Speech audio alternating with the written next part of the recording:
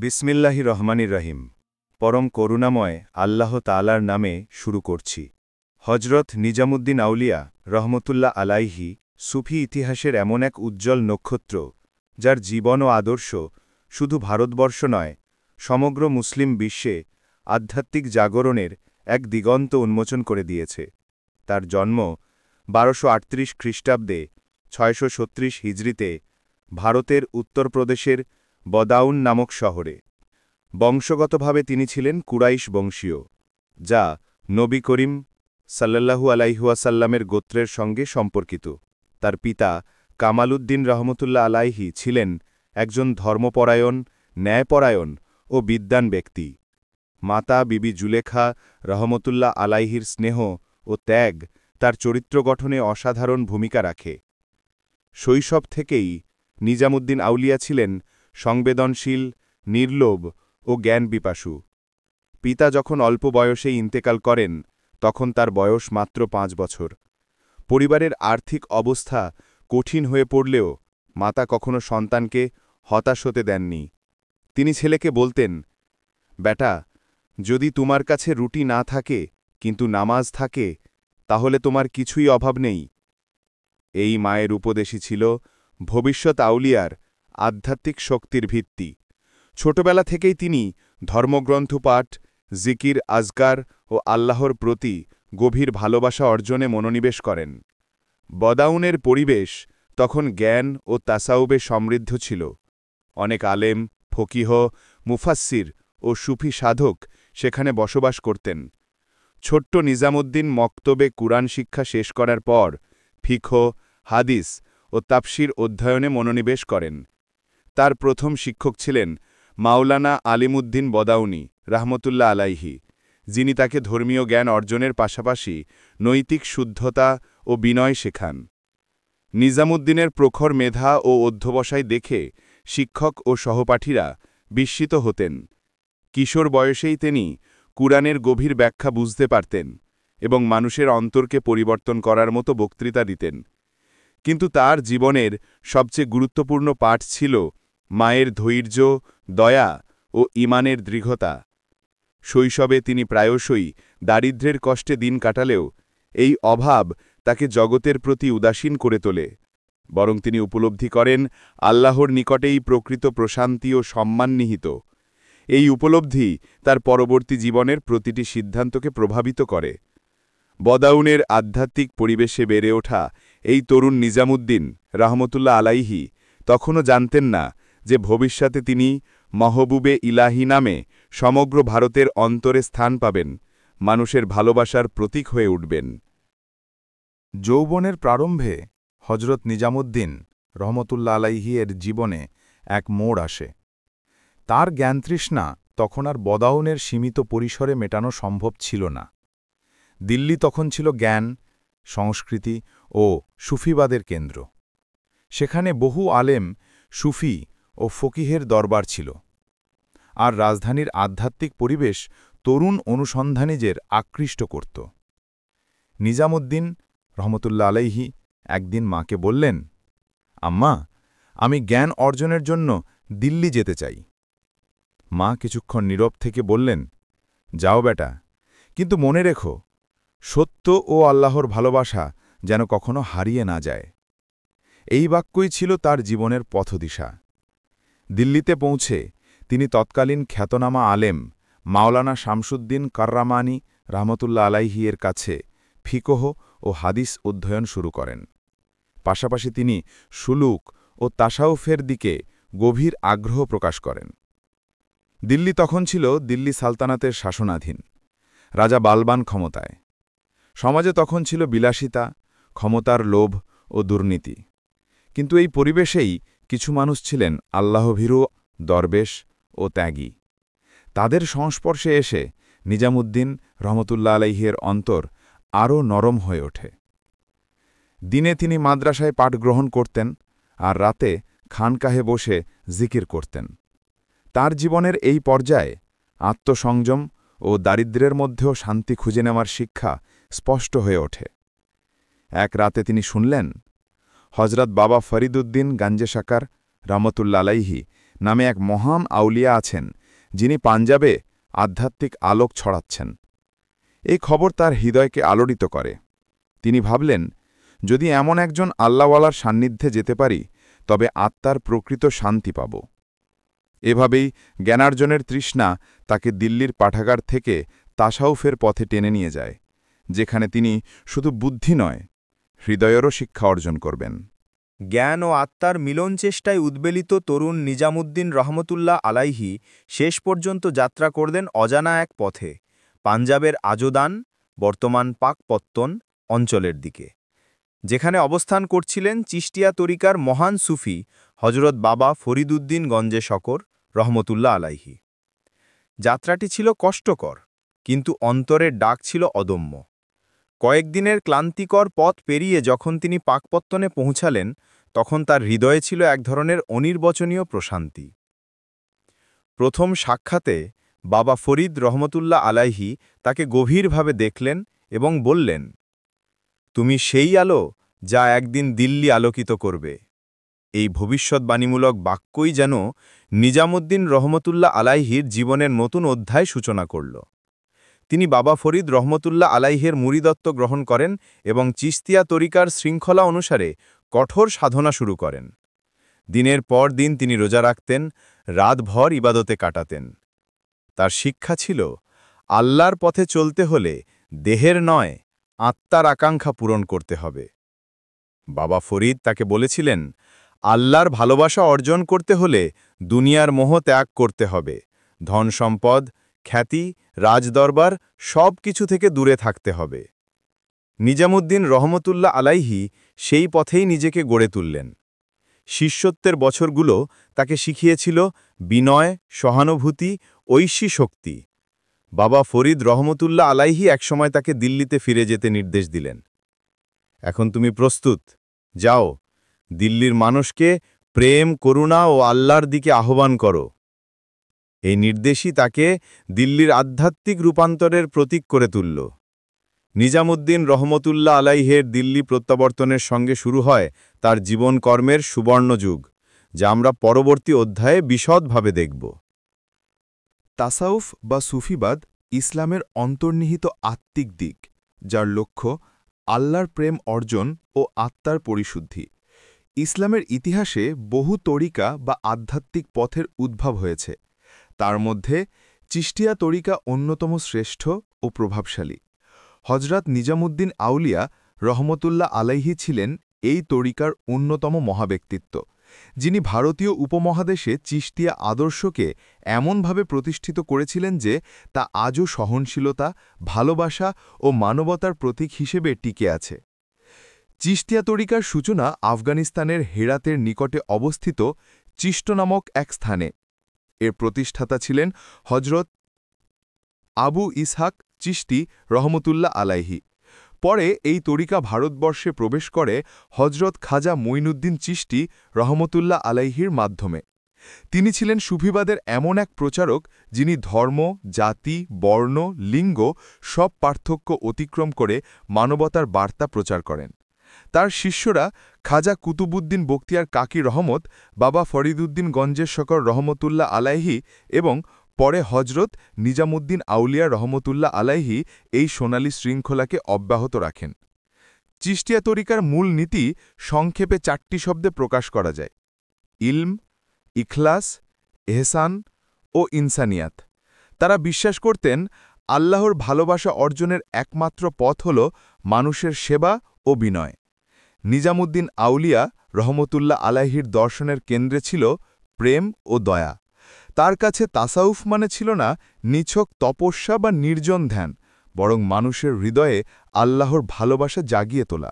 তিনি বলতেন, সত্যিকারের দরবেশ সেই, যার হৃদয় মানুষের দুঃখে কেঁদে ওঠে। চিশতিয়া তরিকার অন্যান্য সুফিদের মতো তিনি রাজনীতির সঙ্গে দূরত্ব বজায় রাখতেন, কারণ তার মতে ক্ষমতা হৃদয়কে কঠিন করে ফেলে, আর দরবেশের হৃদয় সবসময় কোমল ও আল্লাহমুখী হওয়া উচিত। চিশতি সুফিদের অন্যতম বৈশিষ্ট্য ছিল ফকরি জীবন, অর্থাৎ দারিদ্র্যকে মর্যাদা হিসেবে গ্রহণ করা। হজরত নিজামুদ্দিন রহমত এর খানকাহে কখনো বিলাসিতা ছিল না, বরং তিনি বলতেন, যে দরবেশ রাজপ্রাসাদের খাবার খেতে চায় তার হৃদয়ে আল্লাহর নূর স্থায়ী হয় না। তিনি নিজের জীবনে চরম ত্যাগ ও সংযম পালন করতেন। অনেকদিন তিনি উপবাসে থাকতেন, অথচ দরিদ্র অতিথিদের জন্য খানকাহে খাবার বিতরণ কখনো বন্ধ হতো না। তার এই ত্যাগ ছিল বাহ্যিক নয়, অভ্যন্তরীণ। তিনি মনে করতেন, আত্মার প্রকৃত পবিত্রতা অর্জন না করলে বাহ্যিক ইবাদতের কোনো মূল্য নেই। চিশতিয়া তরিকার সবচেয়ে বড় বৈশিষ্ট্য ছিল সহনশীলতা। হজরত নিজামুদ্দিন আউলিয়া রহমতুল্লাহ আলাইহি হিন্দু মুসলিম নির্বিশেষে সবাইকে তার দরবারে স্বাগত জানাতেন। তার কাছে ধর্ম ছিল না বিভেদের মাধ্যম, বরং ভালোবাসার সেতুবন্ধন। তিনি বলতেন, মানুষকে ভালোবাসো, কারণ মানুষ আল্লাহর সৃষ্টি। যে মানুষকে ভালোবাসে না, সে আল্লাহকেও ভালোবাসতে পারে না। তার খানকাহে যেমন মুসলমান আসত, তেমনি অসংখ্য হিন্দু, জৈন ও শিখ ভক্তও আসতেন। সবাই তার দরবারে সমান সম্মান পেত। এই সহনশীলতার কারণে দিল্লি ও আশেপাশের অঞ্চলে সামাজিক সম্প্রীতির এক অনন্য পরিবেশ সৃষ্টি হয়েছিল। চিশতিয়া তরিকা সঙ্গীত বা সামাকে আত্মিক অভিজ্ঞতার অংশ হিসেবে গ্রহণ করেছিল। হজরত নিজামুদ্দিন রহমান বিশ্বাস করতেন, যখন সঙ্গীত আল্লাহর ভালোবাসা জাগায়, তখন তা হারাম নয়, বরং আত্মার খাদ্য। তার দরবারে আমির খসরু রহমতের মতো কবি ও সঙ্গীতজ্ঞের উপস্থিতিতে সুফি সঙ্গীতের নতুন রূপ কাওয়ালির সূচনা হয়। এটি ছিল এক আধ্যাত্মিক জাগরণের মাধ্যম, যেখানে কণ্ঠ, সুর ও প্রেম একাকার হয়ে যেত। এই প্রথা আজও তার দরগাহে জীবন্ত। প্রতি বৃহস্পতিবার রাতে মেহফিলে সামা অনুষ্ঠিত হয়, যা তাসাউফি ঐতিহ্যের অনন্য প্রতীক। নিজামুদ্দিন রহমতের মূল শিক্ষা ছিল, মানুষের সেবা মানেই আল্লাহর সেবা। তিনি সবসময় গরিব, অনাথ, অসহায় ও পথিকদের সাহায্য করতেন। তার খানকাহে কেউ ক্ষুধার্ত ফিরত না। তার বিখ্যাত উক্তি, যে ক্ষুধার্ত মানুষকে খাওয়ায়, সে যেন আমাকে খাওয়ালো। এই মানবিক দৃষ্টিভঙ্গি তাকে সাধারণ মানুষের অন্তরে স্থায়ী স্থান দিয়েছে। তার খানকাহা ছিল শুধু ইবাদতের স্থান নয়, বরং সমাজ কল্যাণ ও আধ্যাত্মিক প্রশান্তির আশ্রয়স্থল। চিশতিয়া তরিকায় জিকির বা আল্লাহর নাম স্মরণ ও মুরাকাবা অত্যন্ত গুরুত্বপূর্ণ ছিল। নিজামুদ্দিন রহমতের মতে, জিকির শুধু মুখে উচ্চারণ নয়, এটি হৃদয়ের স্পন্দন। তিনি তার মুরিদদের শেখাতেন, আল্লাহর নাম এমনভাবে স্মরণ করো যেন প্রতিটি নিঃশ্বাসে তার উপস্থিতি অনুভব করো। এই অন্তর্দর্শনের মাধ্যমেই আত্মা ক্রমে পরিশুদ্ধ হয় এবং আল্লাহর নিকটবর্তী হয়। নিজামুদ্দিন রহমতের চিশতিয়া দর্শন ছিল অন্তর্ভিত্তিক ইসলাম, যেখানে বাহ্যিক আচার নয়, হৃদয়ের বিনয় ও ভালোবাসা প্রধান। তার প্রভাব এতই গভীর ছিল যে মুসলিম ও অমুসলিম উভয় সমাজেই তিনি মাহবুবে ইলাহি, অর্থাৎ আল্লাহর প্রিয় নামে পরিচিত হন। তার দরবার ছিল ধর্মীয় সম্প্রীতি ও ন্যায় ও মানবতার আলোকিত কেন্দ্র। রাজনীতি, সম্পদ বা ক্ষমতার আকর্ষণ তাকে স্পর্শ করতে পারেনি। তিনি ছিলেন সত্যিকারের দরবেশ, যিনি রাজপ্রাসাদের বিলাসিতা ত্যাগ করে মানুষের হৃদয় জয় করেছিলেন। হজরত নিজামুদ্দিন আউলিয়া রহমতুল্লাহ আলাইহি জীবনের যে অধ্যায় সর্বাধিক প্রভাব ফেলেছিল ভারতীয় সমাজে, তা হল দিল্লিতে তার খানকাহ প্রতিষ্ঠা। এখান থেকেই শুরু হয় তার দাওয়াত, দয়া, মানবতা ও আধ্যাত্মিকতার বিস্ময়কর অধ্যায়।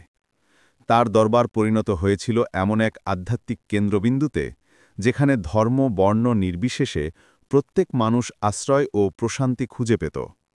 বাবা ফারিদ্দিন গঞ্জে শকর রহমতুল্লাহ আলাইহির কাছ থেকে এজাজত বা খিলাফত লাভের পর হজরত নিজামুদ্দিন রহমতুল্লাহ আলাইহি তার মুর্শিদের নির্দেশে দিল্লিতে ফিরে আসেন। তখন দিল্লি ছিল ইসলামী সাম্রাজ্যের রাজধানী, কিন্তু সেই সঙ্গে ছিল অস্থিরতা, অন্যায় ও ক্ষমতার দ্বন্দ্বে পরিপূর্ণ। নিজামুদ্দিন রহমতুল্লাহ আলাইহি রাজধানীর কোলাহল থেকে কিছুটা দূরে গিয়াসপুর নামক স্থানে বসতি স্থাপন করেন। এখানেই তিনি তার খানকাহ বা দরবার বা সুফি আশ্রম প্রতিষ্ঠা করেন, যা পরে দিল্লির অন্যতম আধ্যাত্মিক কেন্দ্র হয়ে ওঠে। এই খানকাহ কোনো রাজকীয় অর্থে গড়া ভবন ছিল না।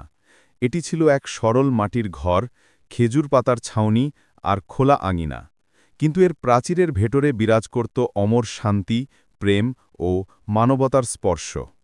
হজরত নিজামুদ্দিন আউলিয়া রহমতুল্লাহ আলাইহির খানকাহ শুধু ইবাদতের স্থান ছিল না, এটি ছিল এক মানব সেবার প্রতিষ্ঠান।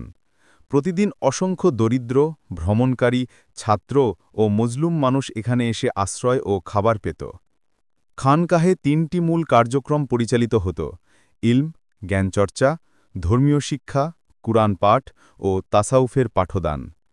ইবাদত, উপাসনা, প্রতিদিন নির্ধারিত সময়ে নামাজ, জিকির ও মেহফিলে সামা অর্থাৎ আধ্যাত্মিক সঙ্গীত। খিদমত, মানব সেবা, ক্ষুধার্তদের খাবার বিতরণ, অসুস্থদের চিকিৎসা সহায়তা, পথিকদের আশ্রয়। প্রতিদিন শত শত মানুষ সেখানে এসে খেত, ঘুমাত ও শান্তি খুঁজে পেত। আশ্চর্যের বিষয়, খানকাহে কখনো খাদ্যের অভাব হতো না, যদিও কোনো স্থায়ী অর্থের উৎস ছিল না। একবার শিষ্যরা চিন্তিত হয়ে বলল, হুজুর, খাবার তো শেষ হয়ে গেছে। তিনি হাসিমুখে বললেন, আল্লাহর অতিথি এলে রিজিকও আসে। যাও, হাঁড়ি চুলো জ্বালাও। অল্পক্ষণেই কেউ একজন খাবার নিয়ে হাজির হয়।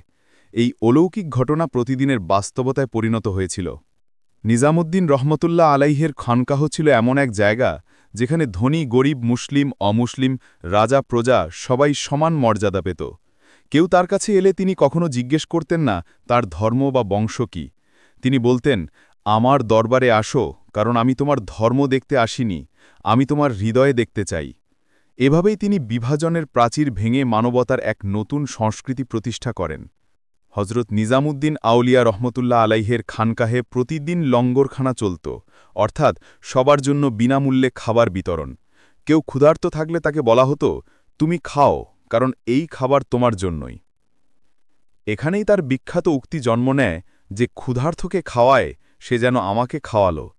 এই লঙ্গরখানা এতটাই বিখ্যাত হয়েছিল যে দিল্লির প্রায় প্রতিটি দরিদ্র মানুষ জানত নিজামুদ্দিনের দরবারে কেউ ক্ষুধার্ত থাকে না।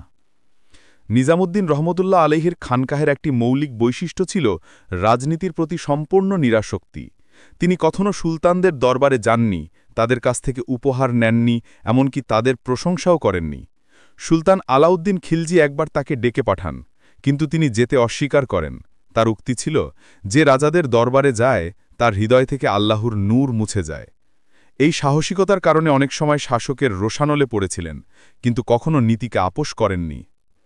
নিজামুদ্দিন রহমতুল্লাহ আলাইহির দরবারে বসে মানুষ শুধু ধর্মীয় জ্ঞানই পেত না, তারা শিখত ভালোবাসা, ধৈর্য ও ক্ষমার শিক্ষা। অনেক অপরাধী, মদপ্য ও পথভ্রষ্ট মানুষ তার সংস্পর্শে এসে পরিবর্তিত হয়ে যেত। তিনি কখনো কাউকে কঠোর ভাষায় তিরস্কার করতেন না, বরং নরম স্বরে বলতেন, তুমি ভুল করেছ, কিন্তু আল্লাহর দরজা বন্ধ নয়। এই এক কথাই অসংখ্য হৃদয়কে আল্লাহর পথে ফিরিয়ে এনেছে। খানকাহে নিয়মিত অনুষ্ঠিত হতো মেহফিলে সামা, যেখানে সঙ্গীত, কবিতা ও জিকিরের মাধ্যমে আল্লাহর স্মরণ করা হতো। এই সামার নেতৃত্ব দিতেন তার প্রিয় শিষ্য আমির খসরুর রহমতুল্লাহ আলাইহি, যিনি কাওয়ালির সূচনা করেন। সঙ্গীতের মাধ্যমে মানুষ কান্নায় ভেঙে পড়ত, হৃদয় পরিশুদ্ধ হতো আর আল্লাহর প্রেমে মগ্ন হয়ে যেত। নিজামুদ্দিন বলতেন, যদি সঙ্গীত তোমাকে আল্লাহর দিকে নিয়ে যায় তাহলে সে সঙ্গীত হালাল, আর যদি দুনিয়ার মোহ জাগায় তাহলে হারাম। খানকাহ শুধু আধ্যাত্মিক কেন্দ্রই নয়, সামাজিক পুনর্জাগরণের কেন্দ্রও ছিল। তার দরবারে নানা পেশার মানুষ এসে দিক নির্দেশনা চাইত, ব্যবসায়ী, কবি, সৈনিক, এমনকি রাজনীতিবিদেরাও। তিনি কখনো কারো প্রতি ঘৃণা পোষণ করেননি, বরং বলতেন, মানুষকে ভালোবাসো, কারণ আল্লাহ তোমাকেও ভালোবাসেন। এই তার সর্বজনীন ভালোবাসা দিল্লির সমাজে শান্তি, সহানুভূতি ও ন্যায়বোধের সঞ্চার করে। নিজামুদ্দিন রহমতুল্লাহ আলাইহির জীবনে অসংখ্য কারামাত বা অলৌকিক ঘটনা ঘটেছিল। যেমন, একবার দুর্ভিক্ষে পুরো দিল্লি যখন খাদ্যশূন্য, তার খানকাহে তখনও রুটির ঘাটতি হয়নি। অনেক অসুস্থ মানুষ তার দোয়ায় সুস্থ হয়েছে। অনেক নিরাশ প্রাণ তার দৃষ্টিকে নবজীবন পেয়েছে। কিন্তু তিনি কখনো নিজের অলৌকিকতার গৌরব করতেন না, বরং বলতেন, সবকিছুই আল্লাহর কুদরতের প্রকাশ, দরবেশ কেবল মাধ্যম। তার মৃত্যুর পরও এই খানকাহ টিকে আছে। আজও দিল্লির নিজামুদ্দিন দরগাহ পৃথিবীর কোটি কোটি মানুষের তীর্থস্থান। প্রতিদিন সেখানে আসে নানা ধর্মের মানুষ, কেউ দোয়া করতে, কেউ শুধু প্রশান্তি খুঁজতে। সেই মাটির ঘর আজ মার্বেলের গম্বুজে রূপ নিয়েছে, কিন্তু এর অন্তর এখনও ভরপুর আল্লাহর প্রেমে, ঠিক যেমন ছিল ৭০০ বছর আগে। দিল্লির সেই ছোট্ট গিয়াসপুরের খানকাহ থেকে হজরত নিজামুদ্দিন আউলিয়া রহমতুল্লাহ আলাইহি এমন এক দাওয়াতের বার্তা ছড়িয়েছিলেন, যা রাজপ্রাসাদের শাসনকেও অতিক্রম করে আজ পর্যন্ত টিকে আছে। তিনি প্রমাণ করেছিলেন একজন দরবেশের দোয়া হাজার সৈন্যের শক্তির চেয়েও প্রভাবশালী। খানকাহর দরজা আজও খোলা, যেখানে কেউ ক্ষুধার্ত হয় না, কেউ নিরাশ হয় না, আর কেউ একা থাকে না। কারণ সেখানেই এখনও প্রতিধ্বনিত হয় সেই অমর আহ্বান, মানুষকে ভালোবাসো, কারণ ভালোবাসাই আল্লাহর পথে পৌঁছানোর একমাত্র সেতু। প্রিয় দর্শক, আপনি যদি এই ধরনের ঐতিহাসিক ও শিক্ষণীয় কাহিনী শুনতে ভালোবাসেন, তাহলে অনুগ্রহ করে আমাদের চ্যানেলটি সাবস্ক্রাইব করুন এবং নোটিফিকেশন বেল আইকনটি অন করে রাখুন। আপনাদের ভালোবাসা ও সমর্থন আমাদের এগিয়ে যাওয়ার প্রেরণা যোগায়। আল্লাহ হাফেজ।